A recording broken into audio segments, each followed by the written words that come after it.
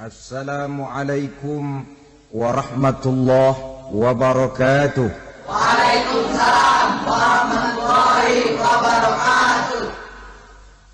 Alhamdulillah wassalatu wassalamu ala sayyidina Rasulillah sayyidina wa maulana Muhammad ibn Abdullah wa ala alihi wa sahbihi wa mawalah.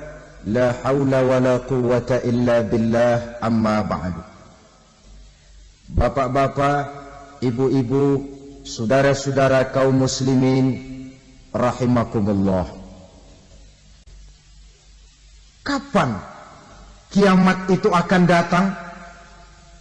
Ini rahasia Allah.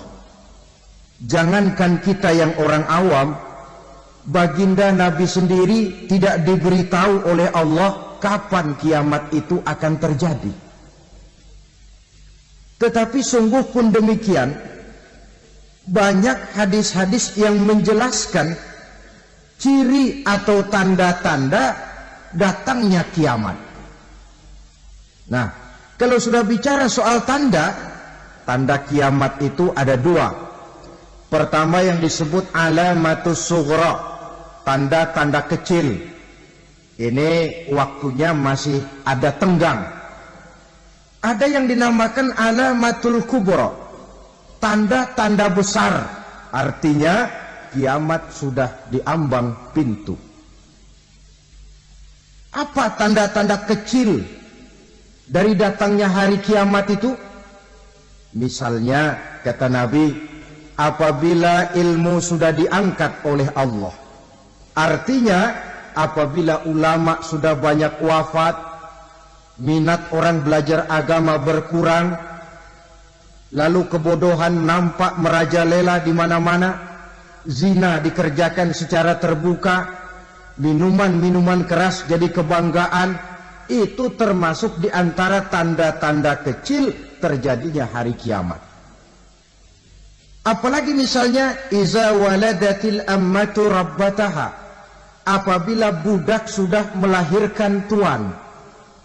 Apa maksudnya? Ada yang mentafsirkan apabila anak sudah bisa membudaki orang tuanya. Orang tua yang melahirkan dia, yang membesarkan dia, demi setelah si anak besar jadi orang berpangkat, bertitel, berharta, berkedudukan. Jadilah orang tua itu budaknya. Sehingga sering dibilang kalau orang tua kaya, anak jadi raja. Tapi kalau anak yang kaya, orang tua sering jadi budak. Apalagi munculnya fitnah yang bergelombang, timbul perang antara dua bangsa yang besar, waktu berjalan terasa sangat pendek sekali. Itu merupakan tanda di antara tanda-tanda kiamat. Termasuk di dalamnya sulit membedakan mana laki, mana perempuan. Kan kalau tanda-tanda kayak begini sekarang sudah banyak kita lihat kan? Ulama banyak wafat, penggantinya sulit. Zina dikerjakan berterang-terangan, minuman keras jadi kebanggaan, banyak anak membudaki orang tuanya, sulit membedakan mana laki mana perempuan. Kadang-kadang dari belakang kita lihat perempuan bener, begitu kita colek nengok jenggotan.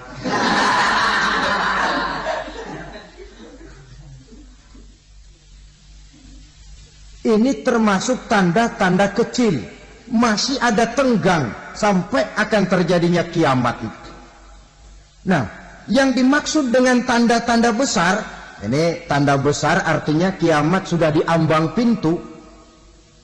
Pertama, matahari terbit dari sebelah barat. Apabila matahari sudah terbit dari arah sebelah barat, tertutuplah sudah pintu taubat. Bersabda Nabi kita, la taqumus sa'atu hatta tatlu'a syamsu min maghribiha. Tidak akan datang hari kiamat sampai matahari terbit dari arah sebelah barat. Fa iza tala'at, manakala matahari telah terbit dari arah sebelah barat, wa ra'ahan nasu, manusia banyak menyaksikan itu, amanu ajma'un, mereka pun lalu beriman. Yang tadinya kafir, yang tadinya ingkar, yang tadinya membangkang, setelah melihat matahari terbit dari sebelah barat, buru-buru beriman, berlomba-lomba mengucap 2 kalimat syahadat. Tapi apa yang terjadi? Kata Nabi, wadzalika hina la yanfa'u nafsan imanuha lam takun amanat min qabl. Hari itu adalah hari yang iman sudah tidak berguna lagi bagi seseorang apabila sebelumnya memang dia tidak pernah beriman. Au kasabat fi imaniha khaira, atau beriman tetapi tidak pernah melakukan kebajikan di dalam keimanannya itu. Hari yang sudah kasib, hari yang sudah terlambat, beriman tidak akan ada gunanya lagi. Ini pelajaran buat kita. Sebelum sang surya terbit dari sebelah barat, sebelum nafas sampai di tenggorokan, artinya pintu taubat masih terbuka. Kalau 2 hal itu sudah terwujud, nafas sudah sampai di kerongkongan, atau matahari sudah terbit dari arah sebelah barat, tertutuplah sudah pintu taubat. Tak ada lagi gunanya pangkat, jabatan, harta, bahkan beriman pun dalam suasana macam itu. Too late, kata orang Kulon. Sudah terlambat. Matahari terbit dari arah sebelah barat. Itu tanda besar, artinya kiamat sudah diambang pintu. Lalu apalagi tanda besar? Munculnya Dajjal. Dajjal artinya pendusta-pendusta yang menyesatkan manusia. Ada 2 macam Dajjal, saudara. Ada Dajjal kecil, ini Dajjal kelas teri. Kalau ini sejak zaman Rasulullah sudah ada itu. Tiap zaman ada. Di zaman Rasulullah misalnya ada yang bernama Aswad al-Unsi dari Yaman. Ada yang namanya Musailamah al-Kazzab dari Yamamah. Ada yang namanya Ibnu Sayyad dari Madinah. Ini Dajjal-Dajjal di zaman Rasul. Musailamatul Kazzab memproklamirkan diri jadi nabi dia. Di zaman Rasul masih hidup. Ini Dajjal zaman Nabi. Di zaman sahabat muncul Dajjal-Dajjal. Di zaman kita sekarang ini Dajjal-Dajjal pun gentayangan.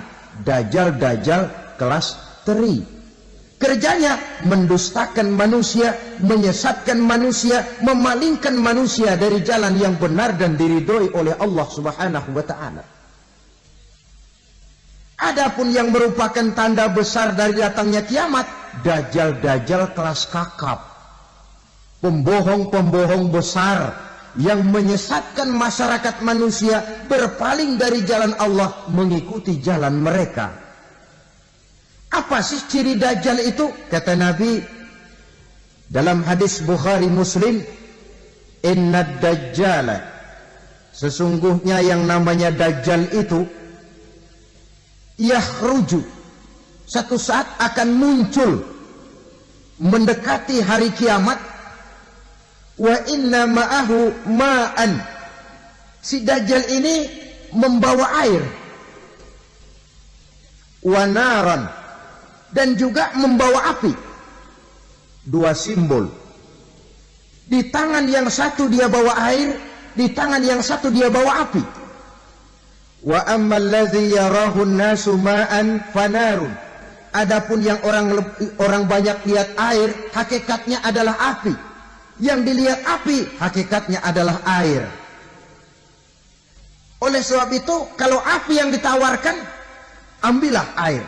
Kalau air yang ditawarkan, pilihlah api. Maksudnya apa ini?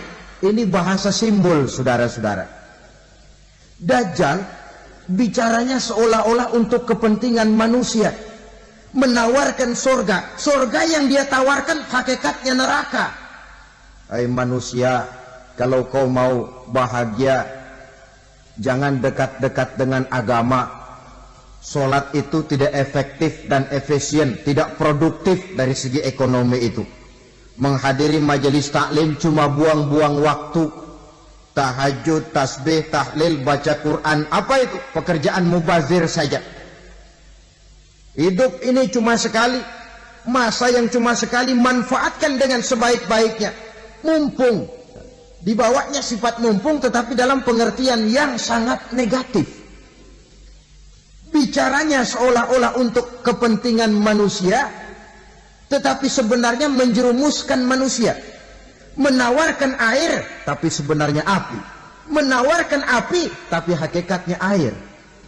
Buat apa kamu sholat?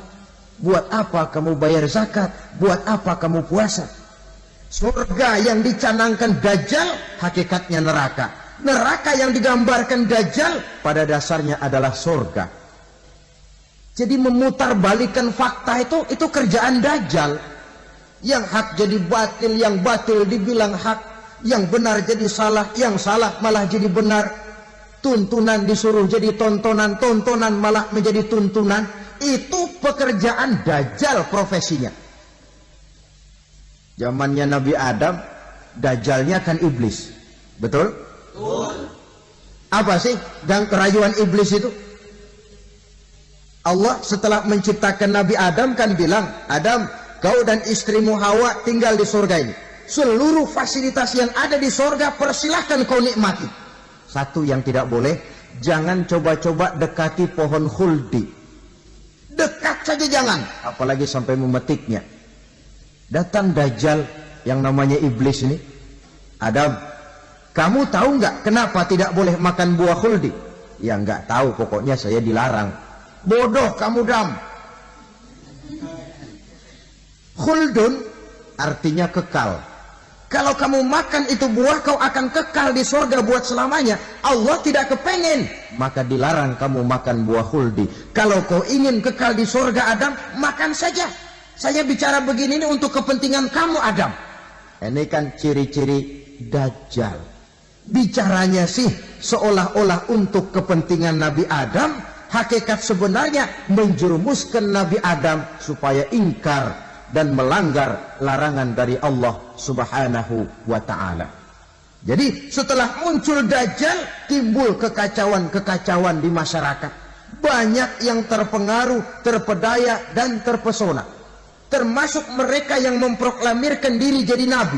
Mereka yang memproklamirkan diri jadi rasul di zaman sesudah Rasulullah wafat, itu adalah Dajjal-Dajjal. Maka saya ingatkan, kalau di zaman kita sekarang ini ada orang ngaku jadi nabi, ada orang ngaku jadi rasul, biar bahasa Arabnya kental, Quran hafal, hadis ribuan hadis hafal, biar pakai serban sampai menyengser ke tanah, bahasa Arabnya fasih, tapi dia mengaku jadi nabi, jadi rasul, kita umat Islam wajib tidak percaya. Wajib untuk tidak percaya. Itulah Dajjal-Dajjal zaman kita sekarang ini. Tidak mustahil mereka datang mempengaruhi orang-orang awam supaya berpaling dari Rasulullah, mengikuti mereka. Nah, di akhir zaman nanti, mendekati hari kiamat, Dajjal ini muncul. Dajjal kelas kakap, menyesatkan masyarakat manusia untuk berpaling dari Islam, mengikuti seruan mereka. Apalagi di antara datangnya kiamat itu, tanda yang besar itu, turunnya Nabiullah Isa Al-Masih, putra Maryam. Menurut berbagai hadis yang sahih, Nabi Isa Al-Masih nanti akan turun lagi. Tidak membawa risalah yang baru, tapi meluruskan risalah Islam ini yang telah banyak ditinggalkan oleh masyarakat. Bahkan ada hadis menjelaskan beliau akan membunuh Nabi, mematahkan kayu-kayu salib, lalu melaksanakan haji dan umrah mengikuti syariat Nabi Muhammad, bukan membawa agama baru. Menjadi semacam mujaddid, reformer, menyelamatkan manusia dari bisikan Dajjal. Bahkan ada riwayat yang menjelaskan bahwa Nabi Isa berhasil mengalahkan Dajjal, mengembalikan masyarakat manusia kembali kepada ajaran Islam yang datang dari Allah, dibawa oleh Rasulullah Sallallahu Alaihi Wasallam. Dengan kata lain, turunnya Nabi Isa bukan sebagai Nabi dan Rasul baru, tetapi mengikuti syariat Nabi kita Muhammad sallallahu alaihi wasallam. Saudara hadirin, ibu-ibu hadirat yang saya hormati, kemudian apalagi di antara tanda-tanda besar akan datangnya kiamat itu? Keluarnya asap atau awan. Kata Nabi, inna min asrati sa'ah dukhanan yamla'u ma bainal masyriqi wal maghrib. Di antara tanda-tanda kiamat munculnya awan atau asap yang memenuhi antara langit dan bumi. Ini pun diperkuat dalam surah Ad-Dukhan ayat 10. Fartaqib yauma ta'tis sama' bidukhanin mubin fayughshan nas hadza azabun alim. Bagi orang-orang yang beriman, mereka biasa-biasa saja. Tapi bagi orang kufur, datangnya asap dan awan ini merupakan azab yang kelewat pedih. Barangkali sedikit mendekati gambaran tentang azab yang pedih ini, saya ingatkan alam pikiran kita kepada peristiwa yang belum lama terjadi. Pernah dengar berita bocornya reaktor nuklir di Chernobyl, Uni Soviet? Pernah dengar? Bocornya reaktor nuklir di Chernobyl yang mengakibatkan ratusan bahkan sangat mungkin ribuan nyawa. Cuma satu reaktor. Bagaimana kalau seluruh cadangan nuklir yang dimiliki oleh para negara adikuasa ini diledakkan? Bahkan yang konon menurut catatan, cadangan nuklir yang dimiliki bersama oleh Amerika dan Rusia sekarang ini sudah sanggup memusnahkan 6 miliar manusia. 1,5 kali lebih banyak dari jumlah manusia yang nongkrong di permukaan bumi ini. Saudara-saudara hadirin yang saya hormati, lalu saat mendekati hari kiamat, apalagi tandanya? Setelah Nabi Isa wafat, pada saat turunnya yang kedua kali, lalu Allah meniupkan angin sejuk. Semua orang-orang beriman, orang-orang baik wafat, sehingga penghuni bumi ini cuma tinggal lagi terdiri dari orang-orang kafir. Tidak ada lagi di bumi ini yang bisa mengucapkan Allah. Sehingga dalam hadis qudsi itu ada keterangan, innallaha azza wa jalla yaqulu li Israfil. Allah pernah pesan kepada malaikat Israfil. Kata Allah, Israfil, iza sami'ta qailan yaqul Allah Allah fa akhirin nafah 40 sanatan ikraman liqailiha. Hai Israfil, apabila kau dengar di permukaan bumi masih banyak orang yang mengucapkan Allah Allah, maka tunda sangkakala kiamat itu 40 tahun. Untuk apa? Ikraman liqailiha, menghormati orang yang mengucapkan Allah Allah itu. Wah, jadi karena sekarang masih banyak yang mengucapkan Allah, besar hatilah kita, masih jauh kiamat itu. Tapi jangan lupa, kiamat pribadi, kiamat kecil itu yang nggak kita sangka-sangka. Ajal datang mencabut nyawa, itu kiamat pribadi, dan itu yang pasti kita hadapi, dan itu yang membuat kita tidak boleh bersikap main-main di dalam kehidupan sekarang ini.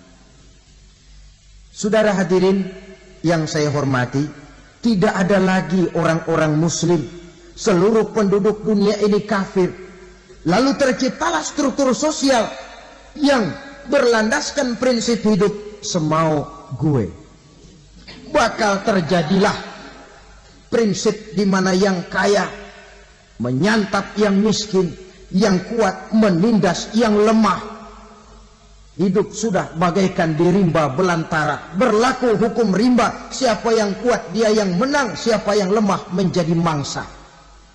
Timbul kekacauan, maksiat merajalela, munkarat menjadi-jadi, sehingga isi bumi ini penuh dengan segala macam perbuatan dosa. Tidak ada perlunya lagi alam diperpanjang temponya. Datang saat yang sudah dijanjikan oleh Allah Azza wa Jalla, maka terjadilah yang disebut kiamat kubra. kiamat besar, kiamat hancur-hancuran. Bagaimana kejadian ini dimulai? Dalam surah Az-Zumar ayat 68, Allah Subhanahu wa taala berfirman, "Wa nufikha fis-suri fasa'iqa man fis samawati wa man fil ardi illa man syaa Allah." Maka manakala ditiuplah sangkakala, terkejutlah seluruh yang ada di langit dan seluruh yang ada di bumi. Bila saat kiamat datang, Allah perintah malaikat Israfil, "Israfil, tiup sangkakalamu." Ditiuplah sangkakala oleh malaikat Israfil. Yang akibat daripada tiupan itu, seluruh yang ada di langit, seluruh yang ada di permukaan bumi terkejut. Yang ada di langit siapa? Malaikat kan. Bayangin aja kalau malaikat kaget, apalagi kita. Terkejut seluruh makhluk yang ada di bumi, yang ada di langit mendengar suara sangkakala itu. Bunyinya tidak sanggup kita bayangkan dahsyatnya. Ledakan nuklir, ledakan neutron, belum apa-apa ketimbang bunyi sangkakala malaikat Israfil ini. Nah, lalu mendengar bunyi sangkakala ini, gemparlah makhluk, kacaulah alam.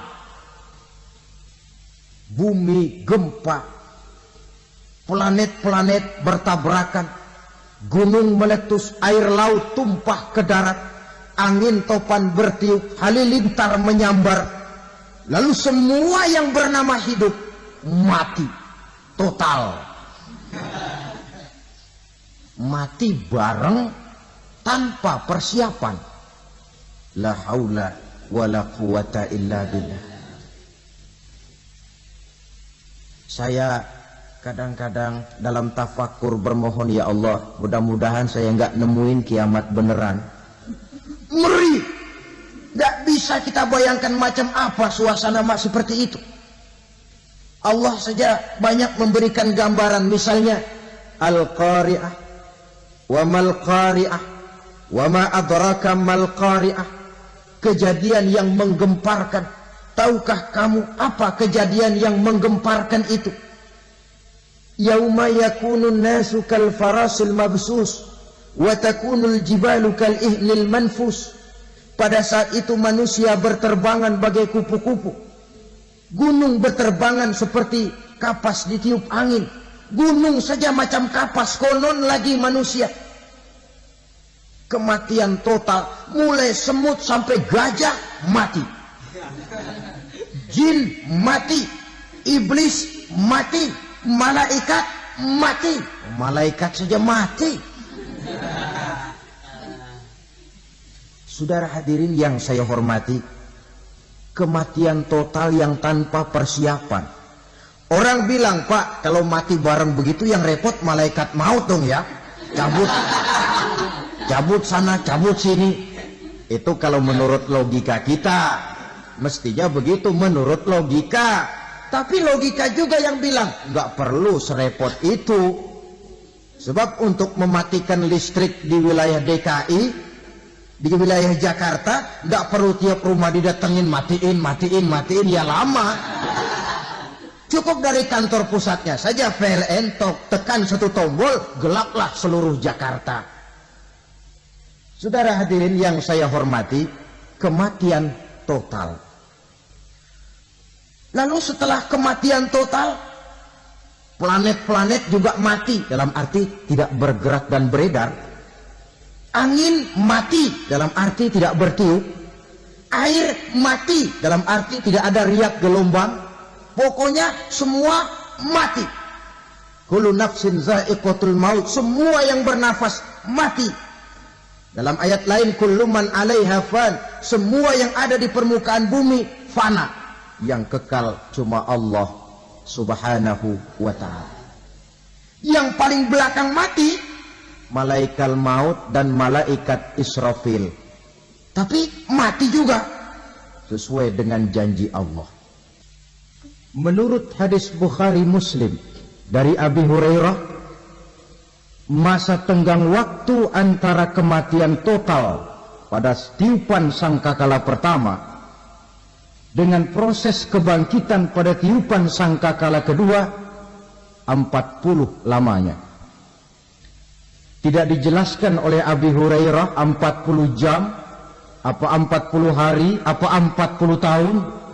Hadis-hadis cuma menyebutkan 40 saja. Sunyi alam yang tinggal cuma Allah saja lagi. Ketika itu Allah berseru-seru, katanya, limanil mulkul yauma, siapa para penguasa hari ini? Mana itu raja-raja dan penguasa yang dulu mengaku jadi Tuhan? Fir'aun, mana Fir'aun sekarang? Yang dulu jadi raja, merasa berhasil, sombong, lalu tidak mau turun-turun dari kekuasaannya, sampai kepada puncak kekurang ajarannya mengangkat diri jadi Tuhan. Mana itu Fir'aun? Namrus, mana sekarang Namrus? La ilaha illa ana, ternyata tidak ada Tuhan lain selain daripada aku, kata Allah. Proses kemudian, saudara-saudara, turunlah hujan dari langit.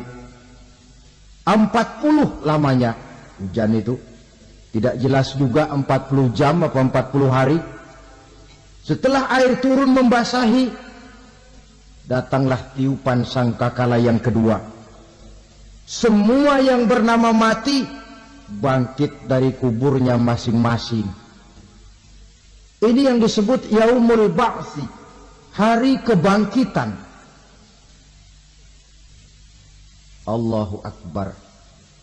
Pada saat kita bangkit dari kubur kita masing-masing, kumpul di padang mahsyar namanya. Bayangin aja, saya sendiri nggak sanggup bayangin. Manusia sejak zaman Adam sampai zaman kiamat kumpul bareng di tempat sama. Berapa banyaknya itu?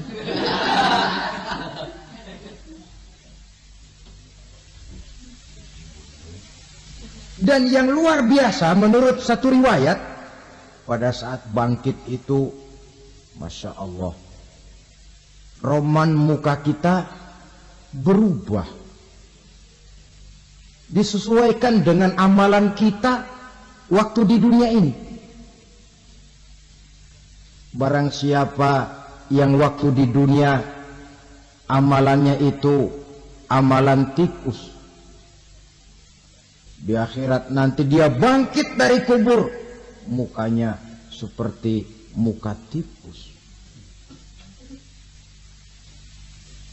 Gagah betul badannya, tapi mukanya seperti tikus. Kenapa? Amalannya waktu di dunia seperti amalan tikus. Apa amalan tikus itu? Suka ngegeragoti barang yang sudah disimpan rapi-rapi. Orang sudah simpan uang rapi-rapi, simpan perhiasan rapi-rapi, digeragoti oleh tikus.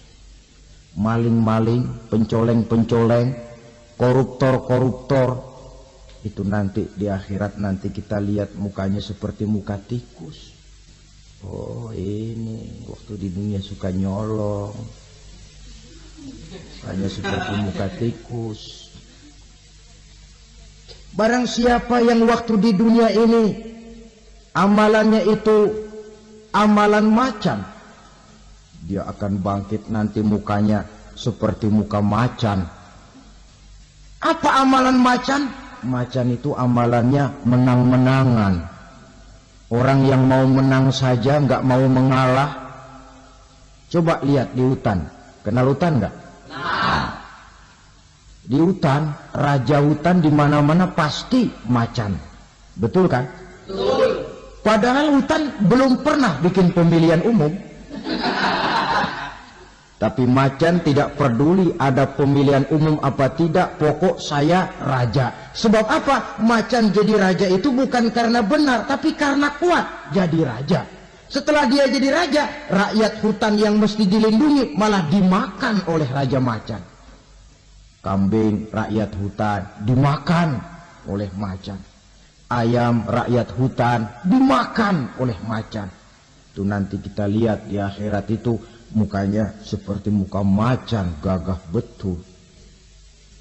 Lalu barang siapa yang di dunia ini amalannya itu seperti amalan anjing, nanti dia punya muka seperti muka anjing. Apa amalan anjing? Pertama, anjing itu kalau disuruh jaga rumah, dia tidak bisa membedakan mana maling, mana tamu. Biar yang datang maling, kalau bawa tulang, anjing kalem. Yang kedua, anjing itu akan setia kepada siapa saja yang memberinya roti. Siapa yang memberinya roti, itulah majikannya.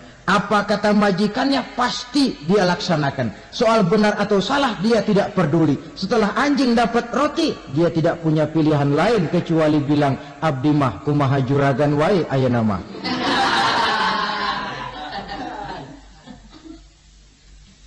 Saudara hadirin yang saya hormati, berkumpul di padang mahsyar, tiap orang sibuk dengan persoalannya masing-masing.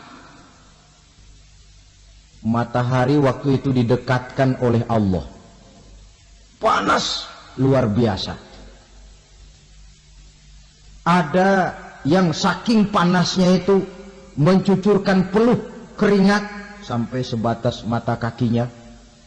Ada yang keringatnya sampai sedengkulnya, ada yang keringatnya sampai sepusatnya, ada yang keringatnya mengalir sampai sebahunya, ada yang kelelap oleh keringatnya sendiri, sementara orang di sampingnya enggak apa-apa. Bergantung lagi amalan dia waktu di dunia ini. Saudara-saudara, sebagian orang dalam kepanikan padang mahsyar berombong-rombong datang mereka menghadap Nabi Adam. Ya Adam, anta abal bashar. Hai Adam, Tuhan adalah bapak moyang manusia. Kami sebentar lagi akan disidang, dimintakan pertanggungan jawab. Tolonglah kami, hai Adam. Kata Nabi Adam, jangankan nolongin sampean, saya sendiri tanggung jawab di hadapan Allah ketika dulu tidak boleh makan khuldi, saya serobot. Sudahlah, urus diri masing-masing saja, nafsi-nafsi. Begitu kata Nabi Nuh, begitu kata Nabi Ibrahim. Tiap orang bertanggung jawab sendiri-sendiri. Ketika itulah saudara-saudara, nikmatnya menjadi umat Nabi besar Muhammad sallallahu alaihi wasallam. Sebab apa? Walaupun menurut abjad kita ini umat paling belakang, kan paling belakang kita ini toh, karena Nabi Muhammad adalah Nabi akhir, tapi akan dihisab lebih dulu, lewat di atas sirat lebih dulu, masuk surga lebih dahulu ketimbang umat-umat belakangan. Ketika Rasul mendekati ajal, beliau tanyakan itu kepada malaikat Jibril. Malaikat Jibril berkata, Muhammad jangan khawatir, Allah sudah berjanji, inni haramtul jannata ala sairil anbiya hatta tadkhulaha anta wa haramtuha ala sairil umami hatta tadkhulaha ummatuka. Surga aku haramkan buat seluruh nabi kecuali kalau engkau Muhammad sudah masuk ke dalamnya, dan surga aku haramkan buat seluruh umat kecuali kalau umatmu Muhammad sudah masuk ke dalamnya. Logikanya, walaupun menurut abjad kita umat paling belakang, bakal dihisab paling dulu, lewat di atas sirat paling dulu, masuk surga paling dulu, kalau mampir ke neraka juga paling dulu. Ya resiko, jangan mau enaknya aja paling dulu. Saudara hadirin yang saya hormati, setelah masa kebangkitan itu jangan dikira begitu bangkit langsung diperiksa, masih menunggu menanti ribuan tahun perhitungan padang mahsyar untuk sampai kepada proses yang disebut yaumul hisab, hari perhitungan. Seorang demi seorang bakal dipanggil. Bayangkan saja, kita se-RT saja di absen, kadang-kadang perlu waktu lama. Ini manusia sejak zaman Nabi Adam sampai datang hari kiamat, satu demi satu disidang di hadapan Qadhi Rabbul Jalil. Status sosial copot sudah waktu itu. Yang pernah jadi hartawan di situ tidak lagi kelihatan kehartawanannya. Yang pernah jadi jenderal tidak lagi dipanggil jenderalnya. Yang ustadz tidak lagi dipanggil al-mukarramnya. Seluruh status sosial selesai. Dipanggillah kita seorang demi seorang menghadap Qadhi Rabbul Jalil. Bagaimana proses penghisaban itu? Pertama proses tanya jawab. Di antaranya ada hadis menyatakan lan tazula qadama 'abdin yaumal qiyamah hatta yus'ala an arba'i khisalin. Besok di hari kiamat tidak akan bergeser telapak kaki seorang hamba sampai dia ditanya lebih dulu tentang 4 persoalan. Tentang ilmunya. Kemana ilmu itu diamalkan? Tentang umurnya, di mana umur itu dihabiskan, tentang masa mudanya, kemana masa muda itu dipakai, tentang hartanya, dari mana harta itu didapat dan kemana harta itu dibelanjakan. Ini termasuk proses tanya jawab. Jadi kalau istilah pengadilan dunia, nama Fulan bin Fulan. Kamu waktu di dunia diberikan umur panjang untuk apa? Pernah mengalami masa muda, kemana kau habiskan masa remajamu? Kau diamanahkan ilmu, dengan apa ilmumu kau amalkan? Kau diberikan harta, dari mana harta kau dapat, kemana kau belanjakan? Tak seorang pun yang bisa mungkir. Sebab apa? Dikala itu yang menjadi saksi bukan orang. Yang menjadi saksi adalah seluruh anggota badan kita. Tangan bicara, kaki jadi saksi terhadap seluruh amalan yang pernah kita kerjakan pada saat kehidupan di alam dunia ini. Selesai proses tanya jawab, lalu diperlihatkan buku catatan kita waktu hidup di dunia ini. Jangan lupa Allah itu menyiapkan 2 superkomputer kepada kita. Sebelah ditempelin sebelah kanan, yang sebelah tempelin di sebelah kiri. Komputer itu namanya Raqib dan Atid. 2 malaikat yang apabila baik kita lakukan, refleks saja akan menulis kebajikan kita. Jahat kita kerjakan, akan tertulis. Catatan itu nanti diperlihatkan kepada kita. Waduh, alangkah malunya pada saat diperlihatkan catatan kita, buku rapot kita merah melulu. Barangkali diperiksa sambil diomelin, brengsek lo. Buku merah melulu begini bagaimana waktu hidup di dunia? Tidak cukup diperlihatkan buku catatan kehidupan, rekaman kehidupan. Rekaman kehidupan kita secara utuh sejak terlahir sampai ajal datang merenggut nyawa. Barangkali mirip dengan video sekarang ini, di mana terekam dengan baik seluruh kegiatan kita sejak yang sekecil-kecilnya sampai kepada yang sebesar-besarnya.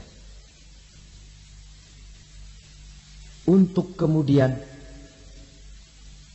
kita pun menerima balasan. In khairan fa khairun wa in syarran fa syarrun. Kalau baik ya baik balasannya, kalau jahat ya jahat juga balasannya. Catatan-catatan kita diberikan. Kalau banyak kebajikannya diberikan di tangan kanan dengan cara yang halus. Kalau banyak kejahatannya diberikan dari sebelah kiri atau dilempar dari belakang. Itulah sebabnya sejak di dunia ini kita sudah mohon kepada Allah. Ketika berwudu membasuh tangan kanan, apa kita bilang? Allahumma a'tini kitabi biyamini wa hasibni hisaban yasira. Ya Allah, berikan saya kitab di tangan kanan, dan kalau saya memang perlu dihisab, hisablah saya yang seringan-ringannya. Tangan kiri berlindung kita kepada Allah. Jangan sampai diberikan kitab di tangan kiri atau dari arah sebelah belakang. Wa'udzubika an tu'tiya kitabi bishimali aw min wara'i zuhri. Dari arah sebelah belakang. Na'udzubillah min dzalik. Setelah selesai lewat proses penghisaban, lewat mizan, timbangan, maka yang sudah selesai dihisab itu bergeraklah menuju sirat, jembatan yang terbentang menuju surga melalui neraka. Saudara-saudara, panjangnya perjalanan sirat itu memakan waktu ratusan tahun. Tetapi orang yang lewat di atas sirat pun macam-macam, bergantung amalannya ketika di dunia ini. Ada yang lewat di atas sirat itu kalbarkil khatib, seperti kilat yang menyambar, lep, sudah sampai dia di surga. Cepat bukan main. Ada yang lewat di atas sirat itu seperti orang lari-lari. Ada yang lewat di atas sirat itu seperti orang jalan biasa. Ada yang sambil merangkak, ada yang sambil ngesor, ada yang sambil gelayutan, ada yang selamat sampai ke ujung ke surga, ada yang tergelincir jatuh masuk ke dalam neraka, bergantung amalannya dalam kehidupan di dunia sekarang ini. Tiap kita akan melewati yang namanya sirat ini. Saudara-saudara kaum muslimin yang saya hormati, dengan demikian mereka yang selamat melalui sirat sampai ke terminal akhir surga, mereka yang ketika dihisab ternyata banyak kejahatannya daripada kebaikannya, mereka singgah di dalam neraka. Nah, adapun orang-orang yang beriman menurut ayat Quran dan hadis Nabi itu nanti ada bermacam-macam. Ada orang beriman itu yang dimasukkan surga. Ada orang beriman itu yang dimasukkan ke dalam surga. Ada orang beriman itu yang disebut penduduk surga. Kenapa lain-lain, Pak? Karena waktu di dunia amalannya juga lain-lain. Ada orang beriman yang masuk surga. Ini paling murah tiketnya. Mau masuk surga? Kata Nabi begini, ma min abdin qala la ilaha illallah thumma mata ala dhalik illa dakhala al-jannah. Kalau seorang hamba sudah mengucap dua kalimat syahadat, dia yakin dengan kebenaran kalimat itu sampai matinya, orang itu akan masuk surga. Abi Dzar yang waktu itu diajak bicara heran, ya Rasul kok gampang betul? Iya. Walaupun orang itu mencuri, iya. Walaupun orang itu berzina, iya.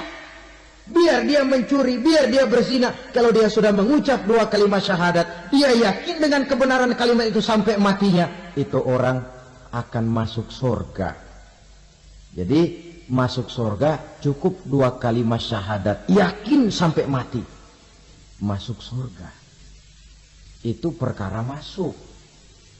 Tapi kalau pertanyaannya diterusin, masuknya kapan, Pak? Nah, ini lain lagi urusannya. Sebab ada yang masuknya itu langsung, ada yang mampir dulu. Di sana tempat cuma dua, kalau tidak surga, neraka. Mau ke surga, tapi mampir dulu. Yang mampirnya jelas di neraka. Kenapa? Dalam hadis qudsi ada riwayat, nanti itu di akhirat, setelah Allah selesai mengatur penduduk surga masuk surga, yang neraka masuk neraka, Allah berkata kepada malaikat Malik, malaikat Malik, la baik ya Allah, itu bajingan-bajingan tengik, manusia-manusia durjana yang waktu di dunia tidak mau sujud, jauh dari ulama, gemar melakukan yang munkarat dan maksiat, hidup di tengah masyarakat selalu jadi bibit keonaran, kufur, sudah masuk neraka semua. Sudah ya Allah. Nah, kalau sudah, coba sekarang kamu masuk, Malik. Saya, iya, masuk neraka. Mau apa ya Allah? Kata Allah, akhriju minan nar man kana fi qalbihi misqala habatin min khardalin min iman.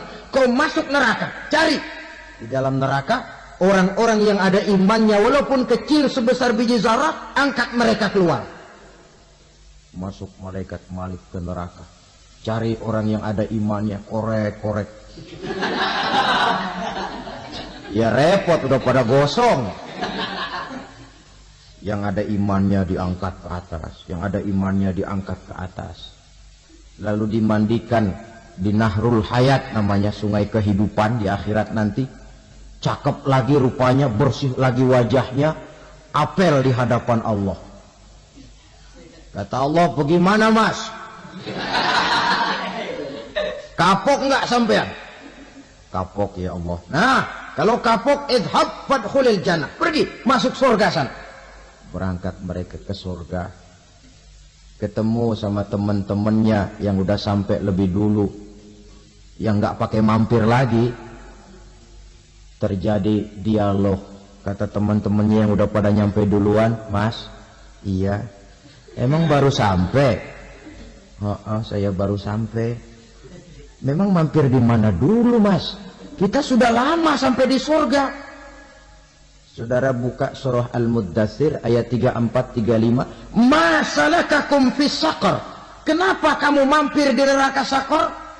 Qalu lam nakum minal musallin. Mereka menjawab, kami mampir di neraka Saqar mas, gara-gara dulunya kami waktu di dunia tidak pernah sholat. Tidak pernah sholat? Tidak pernah. Karena rumahnya dekat masjid. Cuma dekat doang mas. Sholat mah enggak saya. Enggak pernah ngasih makan fakir miskin. Enggak pernah hadir di majelis taklim. Pendeknya enggak pernah melakukan kebajikan. Maka saya pun mampir di neraka Saqar. Untung betul saya punya iman mas, sedikit. Waktu hidup di dunia dulu saya pernah mengucap 2 kalimat syahadat. Sekali-kalinya waktu mau kawin. Masya Allah. Untung saja kawin. Kalau nggak kawin, polos.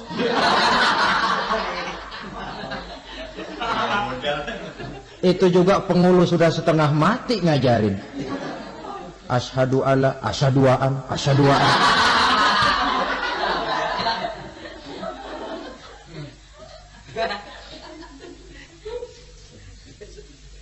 Ini namanya masuk surga, ada mampir dulu.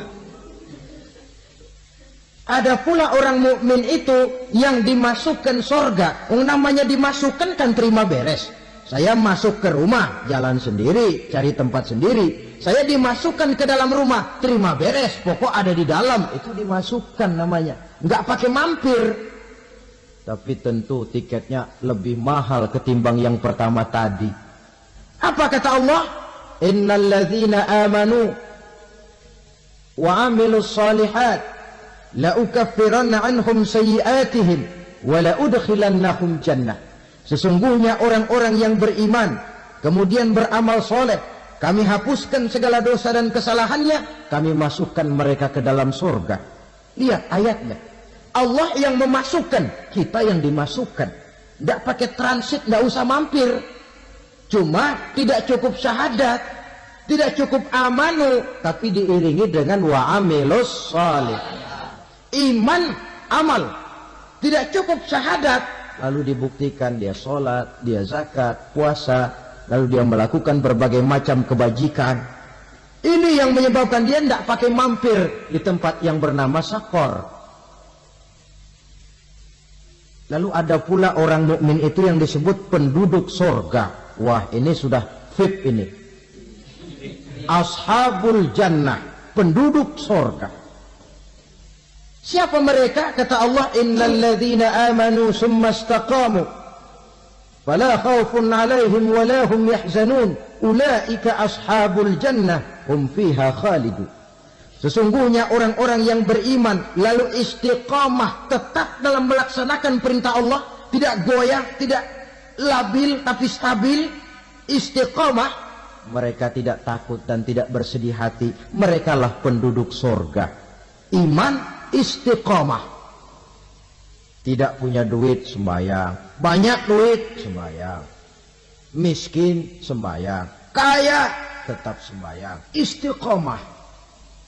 Kadang orang kalau susah rajin ke masjid, banyak duitnya ngelihat masjid melengos. Itu yang dibilang waktu miskin hamba Allah, setelah kaya jadi hamba harta. Bergeser, tidak ada nilai istiqomahnya. Saudara-saudara, dengan begitu penduduk neraka itu dua. Ada penduduk permanen, ada penduduk yang semi permanen. Yang semi permanen orang-orang beriman yang mempunyai dosa besar. Mereka masuk ke neraka untuk menerima azab sesuai dengan dosanya. Bila selesai masa azab itu, mereka akan diangkat untuk ditempatkan kembali ke dalam surganya Allah Subhanahu wa ta'ala. Nah, dikala itulah saudara-saudara, ada yang disebut syafaat dari Rasulullah Sallallahu Alaihi Wasallam. Tapi tentu jangan lupa, syafaat ini ibarat kain menambal dia. Kita punya kain bolong-bolong sedikit, syafaat yang menambal. Sholat kita ada kurang dikit, sedekah kita ada campur riak dikit, amalan kita ada tidak karena Allah dikit, kita berharap syafaat. Jadi biarlah kain masih bolong-bolong, yang penting punya kain. Tapi kalau kainnya tidak ada, yang ditambal apanya? Sholat tidak, puasa tidak, zakat tidak, berharap syafaat saja, ya, terlalu berlebihan itu. Saudara hadirin yang saya hormati, apabila selesai proses penghisaban, proses penghitungan, maka dikala itulah manusia terbagi dalam dua kelompok besar. Fariqun fil jannah wa fariqun fis sa'ir. Sekelompok orang-orang beruntung yang masuk ke dalam surga, dan sekelompok lagi masuk ke dalam neraka. Akan memakan waktu untuk menceritakan sifat surga dan neraka, tapi insya Allah pada kesempatan pertemuan lain saya sampaikan. Namun sebagai gambaran umum cukuplah saya sampaikan sebuah hadis qudsi. Allah jelaskan, a'dadtu li'ibadiyas salihin ma la aynun ra'at wa la uzunun sami'at wa la khatara fi qalbil bashar. Aku sediakan buat hamba-hambaku yang soleh, yang tidak pernah terlihat oleh mata, tidak pernah terdengar oleh telinga, dan belum pernah terdetik dalam hati manusia. Jadi kenikmatan surga belum pernah dilihat mata, belum pernah didengar telinga, belum pernah terdetik dalam hati. Pedihnya azab neraka belum pernah terlihat mata, belum pernah terdengar telinga, belum pernah terdetik dalam hati. Saudara hadirin yang saya hormati, oleh karena itu sebagai uraian akhir daripada kiamat ini, marilah sama-sama kita memanfaatkan hidup dengan sebaik-baiknya, supaya jangan timbul penyesalan di hari kemudian nanti. Mudah-mudahan kita seluruhnya diselamatkan Allah dari azab neraka dan mendapat surga dan ridhonya.